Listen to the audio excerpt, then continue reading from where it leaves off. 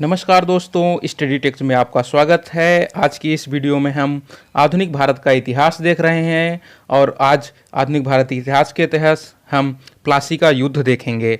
यह मुख्य परीक्षा से संबंधित वीडियो है और इसे हम प्रश्नोत्तर प्रारूप में देखेंगे। तो आइए दोस्तों शुरू करते हैं। प्लासी का युद्ध यह 23 जून 1757 को हुआ था। तो हम इसको प्रश्नोत्तर फॉर्मेट में देख रहे हैं। तो सबसे पहले हम प्रश्न देखेंगे। पहला प्रश्न है, प्लासी का युद्ध एक ऐसी झड़प थी जिसने भारतीय इतिहास की दिशा बदल दी। टिप्पणी करें। तो यहां पर हम देख रहे हैं कि प्रश्न पूछा जा रहा है कि प्लासी का युद्ध क्या थी? एक झड़प थी। एक झड़प थी जिसने भारतीय इतिहास की दिशा बदल दी थी। यहां पर दो चीजें ध्यान देने वाली बात है कि प्लासी का युद्ध झड़प थी, ये बात ध्यान रखना है कि झड़प कैसे थी ये बताना है। फिर यह झड़प इतिहास की दिशा कैसे बदल दी, तो इसी पर हमारा उत्तर फोकस्ड होगा। तो आइए देखते हैं हमें इसमें क्या करना है। सबसे पहले पहला पार्ट हम क्या करेंगे, प्लासी के युद्ध का परिचय देंगे। इसमें हम संक्षेप में परिचय देंगे, जैसे कि 23 जून 1757 को इसका ये प्रारंभ हुआ था, यह युद्ध हुआ था। किसके मध्य? सिराजुद्दौला और ईस्ट इंडिया कंपनी के मध्य। और ईस्ट इंडिया कंपनी का नेतृत्व क्लाइव के द्वारा किया जा रहा था। तो हम इसको संक्षेप में थोड़ा सा परिचय अपना दे देंगे। उसके बाद यह झड़प कैसी थी, दूसरे भाग में हम लिखेंगे कि प्लासी का युद्ध एक झड़प कैसी थी। देखिए, युद्ध जो था यह युद्ध ना होकर एक षड्यंत्र का परिणाम था। यहां पर छल कपट और धोखे द्वारा जीता गया था इसे। यहां पर छल कपट षड्यंत्र को महत्व दिया गया था, न कि युद्ध कौशल को कहीं यहां पर दिखाया गया था। तो शौर्य एवं साहस के बजाय कूटनीति का प्रयोग किया गया था, इसीलिए इसे झड़प माना जाता है। इतिहास की अब हम तीसरे पार्ट में लिखेंगे कि इसने इतिहास की दिशा कैसे बदल दी। तो हम इसमें इतिहास की दिशा बताने के लिए हम पहले इसके परिणामों को बताएंगे और वो परिणामों ने क्या महत्वपूर्ण चेंजेस लाए, क्या महत्वपूर्ण परिवर्तन ला दिया कि इतिहास की दिशा ही बदल गई। पहले जो इतिहास था, परिस्थितियां थी देश की, उससे कैसे नवीन परिस्थितियां आ गई वो हम बताएंगे। तो सबसे पहले इसमें हमें परिणाम बताना होगा, या हम दोनों को जोड़ के साथ में बताते जाएंगे। परिणाम बताएंगे और उसका महत्व बताएंगे, तो तुलनात्मक रूप में। तो ठीक है, तो सबसे पहले हम यहाँ मैं पॉइंट्स बता देता हूँ। तो परिणाम में हम बताएंगे कठपुतली नवाब आया, मीर जाफर है नहीं, तो कठपुतली नवाब स्थापित किया गया। कंपनी को धन और क्षेत्र कुछ समय के लिए मिल गए। तो कंपनी को धन और क्षेत्र कुछ समय के लिए मिल गए, ये याद रखना है हमें। तो दस्तकों का खुलेआम प्रयोग किया जाने लग गया। अपने शर्तों पर व्यापार करने लग गए। ईस्ट इंडिया कंपनी अपने शर्तों पर व्यापार करने लग गई। तो ये सारी बातें जो हैं इस युद्ध का परिणाम हुई। अब हम देखते हैं इसका महत्व क्या है। तो प्रशासनिक, आर्थिक एवं राजस्व नीति में आमूलचूल परिवर्तन आया। इसमें एकाधिकार स्थापित हो गया ईस्ट इंडिया कंपनी का। संरक्षित राज्य संप्रभुता इससे क्या हो गई? घट गई। संप्रभुता समाप्त ही हो गई, खंडित हो गई। अंग्रेजों की प्रधानता स्थापित हो गई। अंग्रेजों की प्रधानता स्थापित हो गई। आर्थिक शोषण बढ़ गया। धन निकासी प्रारंभ हो गई। तो ये कहीं न कहीं ये दिखा रहे हैं कि इतिहास अब नए रूप में आ रहा है, इतिहास की दिशा बदल रही है। तो भारत के उपनिवेशीकरण की नींव रखी गई। भारत के उपनिवेशीकरण की नींव रखी गई कि अब भारत क्या बन जाएगा? एक उपनिवेश बन जाएगा, एक स्वतंत्र देश नहीं रह पाएगा। तो बंगाल के संसाधनों का प्रयोग किस लिए किया जाने लग गया? साम्राज्य विस्तार एवं सुदृढ़ीकरण में, साम्राज्य का विस्तार करना और उसको सुदृढ़ करना, इसके लिए किया जाने लग गया। और जब हम निष्कर्ष लिखेंगे अंतिम पार्ट में, तो निष्कर्ष ऐसे दिखाना है कि प्लासी के युद्ध के पूर्व कंपनी केवल व्यापारिक कंपनी थी, है ना। प्लासी का जब युद्ध नहीं हुआ था उसके पहले सिर्फ व्यापारिक कंपनी थी। हालांकि वह राजनीतिक सत्ता की प्राप्ति के लिए प्रयासरत थी, कोशिश उसकी थी कि राजनीतिक सत्ता भी प्राप्त कर ले। प्लासी के युद्ध ने उसे भारत में राजनीतिक शक्ति बनने का मौका दे दिया। इससे भारत के उपनिवेश बनने की प्रक्रिया प्रारंभ हुई। आप लोग निष्कर्ष अपने हिसाब से भी अलग लिख सकते हैं। तो ये था इस उत्तर का फॉर्मेट। आप अलग से भी कुछ पॉइंट्स ऐड कर सकते हैं। तो अब हम देखते हैं दूसरा प्रश्न। प्लासी के युद्ध ने भारत में ब्रिटिश विजय का मार्ग प्रशस्त कर दिया। तो कैसे कर दिया देखते हैं। तो प्लासी के युद्ध ने भारत में ब्रिटिश विजय का मार्ग प्रशस्त कर दिया। जब प्लासी को जीत लिया ईस्ट इंडिया कंपनी ने, ब्रिटेन ने, ब्रिटिश कंपनी ने, तो अब कौन सी ऐसी परिस्थितियां स्थापित हुई जिससे कि अब ऐसा लगने लग गया कि अब भारत पर विजय स्थापित हो जाएगी। तो सबसे पहले पार्ट में हम वही संक्षेप में प्लासी के युद्ध का परिचय देंगे, पहले पार्ट में ज़्यादा 20 वर्ड्स में, फिर इसके परिणाम बताएंगे संक्षेप में, फिर तीसरे पार्ट में भारत में ब्रिटिश विजय का मार्ग कैसे प्रशस्त हुआ ये हम दिखाएंगे। तो पहले पार्ट में प्लासी युद्ध का संक्षिप्त परिचय, फिर उसके कुछ परिणाम के बाद हमें बताएंगे कि ये जो प्लासी का युद्ध था उसने ब्रिटिश विजय का मार्ग कैसे प्रशस्त किया। तो सबसे पहले राजनीतिक शक्ति प्राप्त हो गई इन्हें, राजनीतिक शक्ति प्राप्त हो गई, और फिर इसके बाद नवाब जो था वो कठपुतली बन गया। तो नवाब तो अब उनके हाथ में आ गया, उनके इशारे पर चलने वाला हो गया, और संरक्षित राज्य स्थापित हो गया। अब राज्य स्वतंत्र राज्य नहीं रह गया, अब अंग्रेजों के कंट्रोल में हो गया, उनके नियंत्रण में स्थापित हो गया, संरक्षित हो गया। राजा निर्माता की भूमिका में आ गए ईस्ट इंडिया कंपनी, अंग्रेज जो थे वो राजा निर्माता किंग मेकर की भूमिका में आ गए। तो राजनीतिक शक्ति इन्हें प्राप्त हो गई, पहला पॉइंट। दूसरा पॉइंट, आर्थिक एवं सामरिक बढ़त भी इनकी हो गई, आर्थिक बढ़त भी और सामरिक बढ़त भी, क्योंकि जो प्लासी वाला क्षेत्र है, बंगाल वाला क्षेत्र है, बड़ा ही स्ट्रेटेजिक लोकेशन है, बहुत ही महत्वपूर्ण स्थान है, वहां उन्हें कोई हरा नहीं सकता था उस सामरिक स्थिति के कारण ही। तो आर्थिक कैसे हुआ कि राजस्व की वसूली यहाँ से होने लग गई, इससे इनकी आर्थिक सुदृढ़ता स्थापित हुई। बंगाल के संसाधनों का दोहन इन्होंने किया, जिसका उपयोग प्रतिद्वंदियों के दमन करने के लिए इन्होंने किया। सामरिक अवस्थिति जो थी ये सुरक्षित व्यापार के लिए महत्वपूर्ण, व्यापार वाणिज्य के लिए महत्वपूर्ण थी, ठीक है। इसके अलावा अवध जो था ये बफर राज्य के रूप में भूमिका निभा रहा था। मराठों एवं विदेशी शक्तियों से भय इससे समाप्त हो गया, कम हो गया। जब बफर राज्य हो गया तो है ना, उनको दोनों के मध्य अवध आ गया। उसके बाद हम तीसरा पॉइंट यहाँ देखते हैं, सैन्य शक्ति संभार में भी वृद्धि हुई, जो उनकी सैन्य क्षमता थी उसमें भी वृद्धि हो गई। कंपनी का महाशक्ति के रूप में उभार हो गया। भारत के अंदर अन्य विदेशियों की तुलना में इनकी शक्ति ज़्यादा सुदृढ़ हो गई। भारतीय राजनीति में दुर्बलताओं का वास्तविक ज्ञान, जो भारतीय राजनीति थी यहाँ के, जो भारतीय रजवाड़े वगैरह थे, उनकी दुर्बलताओं का भी वास्तविक ज्ञान ब्रिटिशर्स को मालूम हो गया। तो भारतीयों की अदूरदर्शिता एवं विश्वासघाती प्रवृत्ति का लाभ अब ये उठाने लग गए। इसके साथ ही इन्होंने फूट डालो और राज करो की नीति अपना ली। तो भारतीय राजनीति की दुर्बलताओं का वास्तविक ज्ञान हो गया। बंगाल से दिल्ली तक साम्राज्य विस्तार आसान हो गया अब।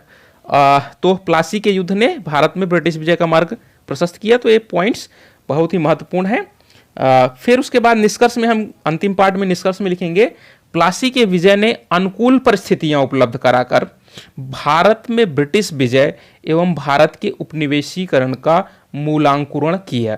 तो यानी कि प्लासी के जब विजय कर लिया तो उनके ईस्ट इंडिया कंपनी को या ब्रिटिशर्स को अनुकूल परिस्थितियां उपलब्ध हो गई। अब अनुकूल परिस्थितियां वही सारी चीजें जो हमने ऊपर पॉइंट्स देखे हैं। अब उन अनुकूल परिस्थितियों ने क्या किया, भारत में ब्रिटिश विजय और भारत के उपनिवेशीकरण का मूलांकुरण कर दिया, बीज बो दिया एक तरीके से। तो हमारा आंसर यहाँ पर समाप्त हो जाएगा। अब हम अगला प्रश्न देखते हैं। 23 जून 1757 को मध्य युग का अंत हुआ और आधुनिक युग की शुरुआत हुई। टिप्पणी करें तो 23 जून 1757 को यानी प्लासी के युद्ध के समय मध्य युग का अंत हुआ, जो पहले से व्यवस्था चली आ रही थी वो समाप्त हो गई और आधुनिक युग की शुरुआत हुई और एक नए युग की शुरुआत हुई। प्रश्न बिल्कुल पीछे की जो हमने प्रश्न देखा है कि उसी की तरह ये कैसे दिशा बदल दी, वहां में सिर्फ लिखने का तरीका अलग होएगा। तो सबसे पहले हम यहाँ पर परिचय देंगे, ठीक है। उपरयुक्त कथन जो है, जो ऊपर बात हमने देखी, प्रश्न 23 जून 1757 को मध्य युग का अंत हुआ और आधुनिक युग की शुरुआत हुई, ये कथन जो है सर जदुनाथ सरकार का है।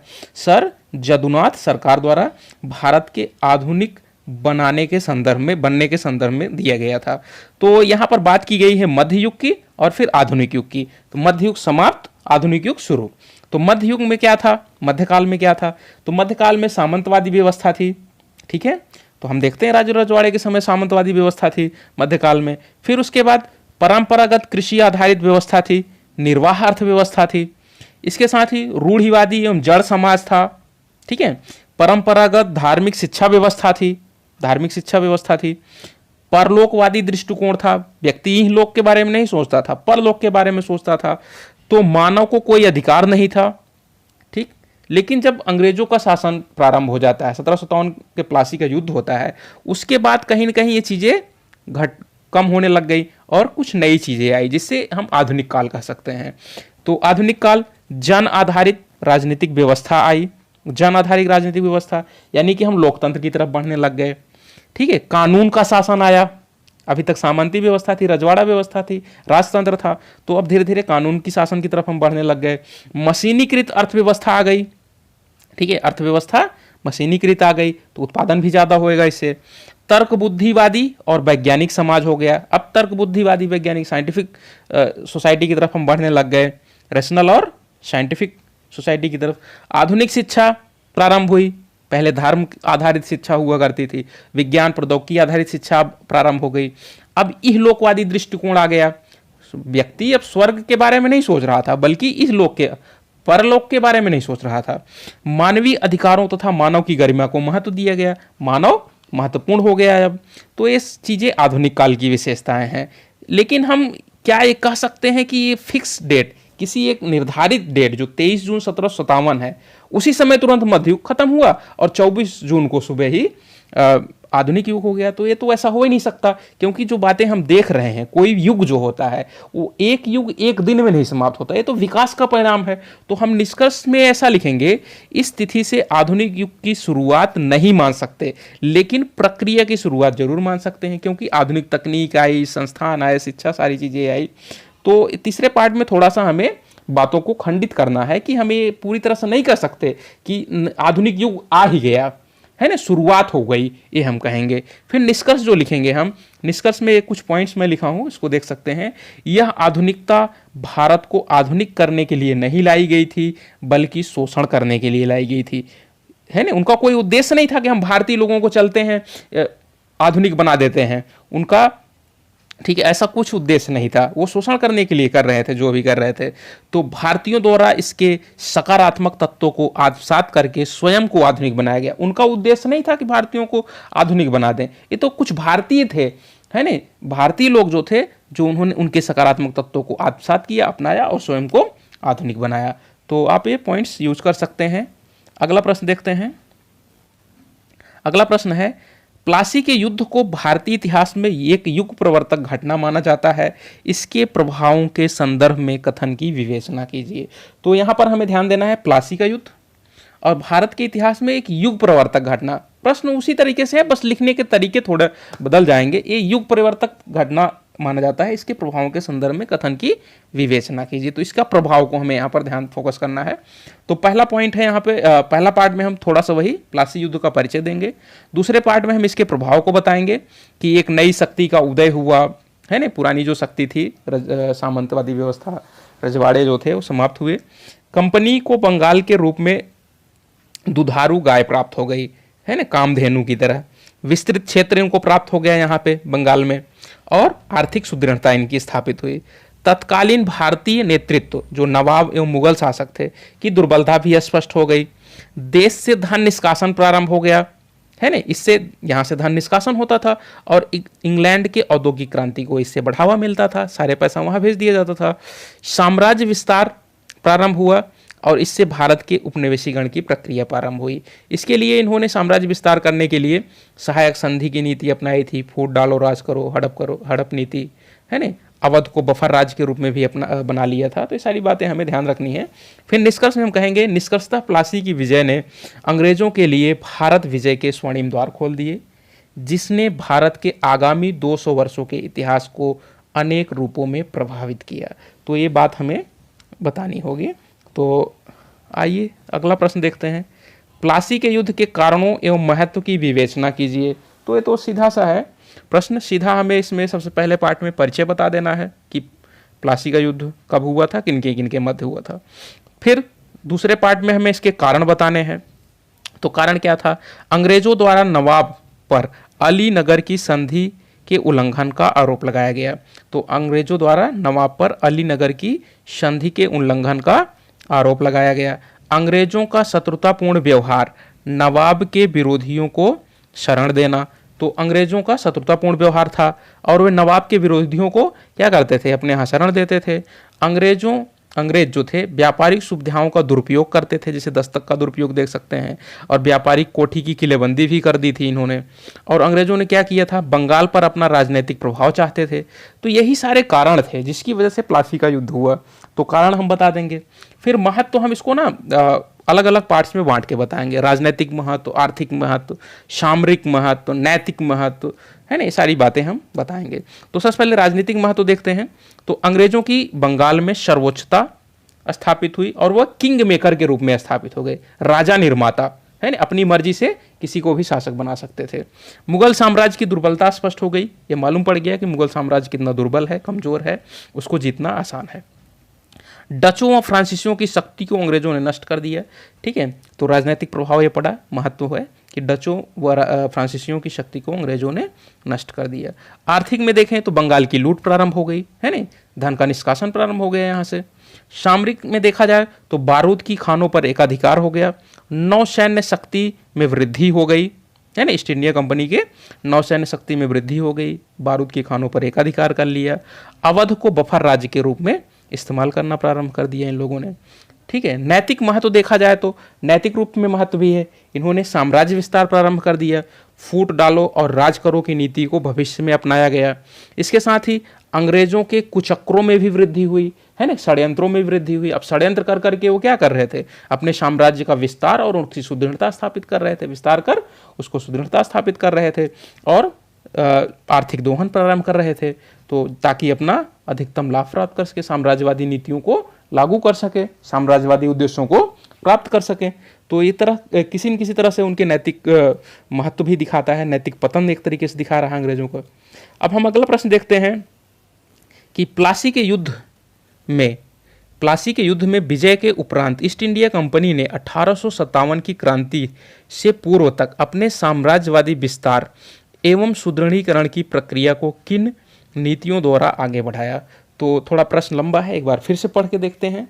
प्लासी के युद्ध में, ठीक, विजय के उपरांत, जब प्लासी के युद्ध का विजय कर लिया उन्होंने, ईस्ट इंडिया कंपनी ने 1857 की क्रांति से पूर्व तक, है ना, 1857 की क्रांति से पहले तक, यानी 100 साल तक, 1857 की क्रांति से पूर्व तक अपने साम्राज्यवादी विस्तार जो उन्होंने किया एवं सुदृढ़ीकरण की प्रक्रिया को किन नीतियों के द्वारा आगे बढ़ाया। तो यानी प्लासी के युद्ध जीतने के बाद ईस्ट इंडिया कंपनी ने 1857 तक अपने साम्राज्य को कैसे विस्तृत किया और उसको कैसे सुदृढ़ किया, उसके पीछे उन्होंने कौन कौन सी नीतियाँ अपनाई, वो हमें बताना है।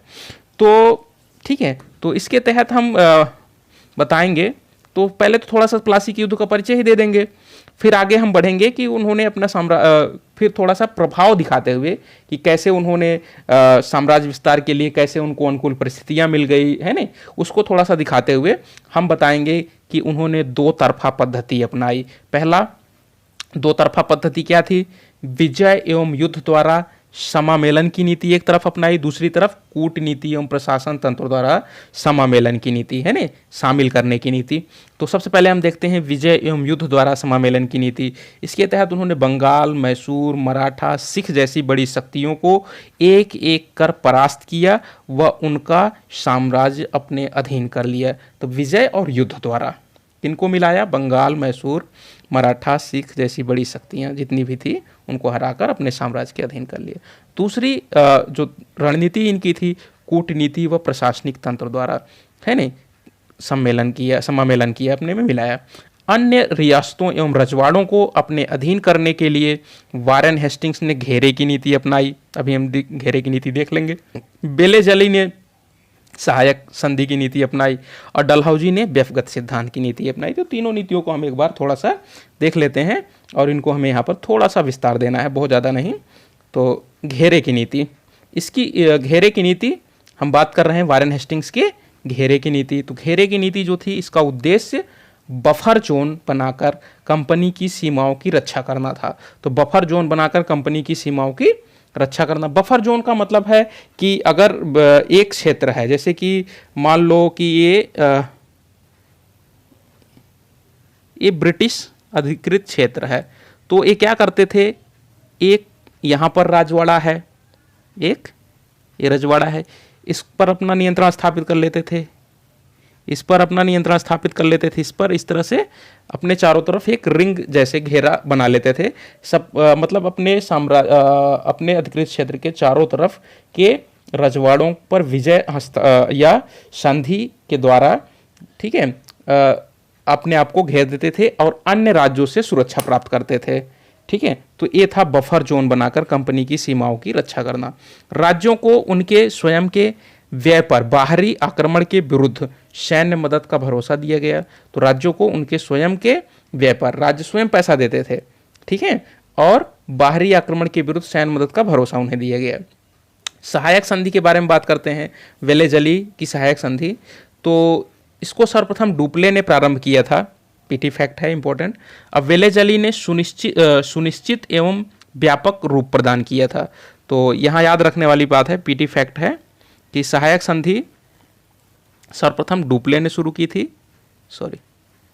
और वेलेजली ने इसे सुनिश्चित और व्यापक रूप प्रदान किया। बात करते हैं सहायक संधि के बारे में। यह एक मैत्री संधि थी देशी राज्यों के साथ, यानी कि ईस्ट इंडिया कंपनी जो होती थी देशी राज्यों के साथ एक मित्रतापूर्ण संधि करती थी, उसी का नाम था सहायक संधि। इसके तहत किया जाता था कि भारतीय राजाओं के विदेशी संबंध कंपनी तय करेगी, यह निर्धारित कर दिया जाता था, और भारतीय राजा जो हैं अपने खर्च पर अंग्रेजी सेना रखेंगे, यह तय किया जाता था। दरबार में अंग्रेज रेजिडेंट रखा जाएगा, अन्य यूरोपीय नहीं रखे जाएंगे दरबार में। कंपनी राज्य की बाहरी शत्रुओं से रक्षा करेगी, परंतु राज्य के आंतरिक मामलों में दखल नहीं देगी। तो ये बातें इस सहायक संधि के प्रावधान थे। और सबसे पहले सहायक संधि के तहत 1798 में हैदराबाद के निजाम के साथ की गई थी। पीटी फैक्ट है, महत्वपूर्ण, इसको भी याद रखना है। तो पहला रजवाड़ा कौन था? हैदराबाद। दूसरा 1799 मैसूर, 1801 में अवध। तो ये सहायक संधि थी। अब इसका प्रभाव क्या हुआ? इस संधि का प्रभाव क्या हुआ? भारतीय राज्यों की स्वतंत्रता समाप्त हो गई, क्योंकि रेजिडेंट वास्तविक शासक बन गया। वो अपने हिसाब से नीतियों को प्रभावित करता था ताकि साम्राज्यवादी उद्देश्यों को प्राप्त किया जा सके। आर्थिक बोझ बढ़ा इससे राजाओं के ऊपर। अंग्रेजों की दया पर आश्रित हो गए शासक इससे क्या हो गए? विलासी और निकम्मे हो गए। अंग्रेजों को अत्यधिक लाभ प्राप्त हुआ। फ्रांसीसियों का प्रभाव समाप्त कर दिया उन्होंने। देशी राज्य निशस्त्र हो गए, एक दूसरे से पृथक हो गए। बिना व्यय के विशाल सेना इनको प्राप्त हो गई, अंग्रेजों को बिना व्यय के विशाल सेना भी प्राप्त हो गई। आर्थिक व व्यापारिक हितों की पूर्ति भी हो गई। इसके साथ ही जो देशी रियासतें थे उनकी राष्ट्रीय भावना, साहस व सैन्य संगठन सब समाप्त हो गया। अब बात करते हैं डलहौजी की व्यक्तिगत नीति। इसे हम शांतिपूर्ण विलय की नीति भी कहते हैं। तो व्यक्तिगत नीति को शांतिपूर्ण विलय की नीति भी कहा जाता है। डलहौजी ने के द्वारा इसे प्रारंभ किया गया था। उन्होंने क्या तर्क दिया था? झूठे रजवाड़ों और कृत्रिम मध्यस्थ शक्तियों द्वारा प्रशासन की पुरानी पद्धति से प्रजा की परेशानियां बढ़ती हैं। तो झूठे रजवाड़े जो हैं, कृत्रिम मध्यस्थ जो शक्तियां हैं, उसे प्रशासन की पुरानी पद्धति से प्रजा की परेशानियां बढ़ती हैं। अतः जनता की परेशानियां दूर करने के लिए इन रजवाड़ों व मध्यस्थ शक्तियों को कंपनी के अधीन होना चाहिए। और इसके तहत उन्होंने व्यक्तिगत सिद्धांत के तहत डलहौजी ने सबसे पहले 17 इंपॉर्टेंट फैक्ट है 1848 पीटी में लिखने के लिए। जैतपुर एवं संभलपुर 1849, उदयपुर 1852, झांसी 1853 और नागपुर 1854 में व्यक्तिगत सिद्धांत के तहत अपने अधीन कर लिया। इसका परिणाम क्या हुआ? व्यक्तिगत सिद्धांत का परिणाम यही हुआ कि 1857 का विद्रोह हुआ। इस प्रकार कंपनी ने अपनी ताकत, कूटनीति व प्रशासनिक तंत्र की दक्षता के बूते अधिकतर भारतीय भूभाग को अपने अधीन किया और कंपनी की सर्वोच्चता को स्थापित किया। तो यहीं पर अपने प्रश्न का आंसर समाप्त हो जाएगा। तो ये था इस वीडियो में बस इतना ही। इस वीडियो में हमने आधुनिक भारत के इतिहास के तहत प्लासी का युद्ध के बारे में देखा। ये पूर्णतः प्रश्नोत्तर प्रारूप में है और यह मुख्य परीक्षा के लिए बहुत ही महत्वपूर्ण है। अगर आपको यह वीडियो पसंद आया हो तो वीडियो को लाइक करें, चैनल को सब्सक्राइब करें और आगे आने वाली वीडियोस का नोटिफिकेशन प्राप्त करने के लिए बेल आइकन को दबाएं। वीडियो को देखने के लिए धन्यवाद।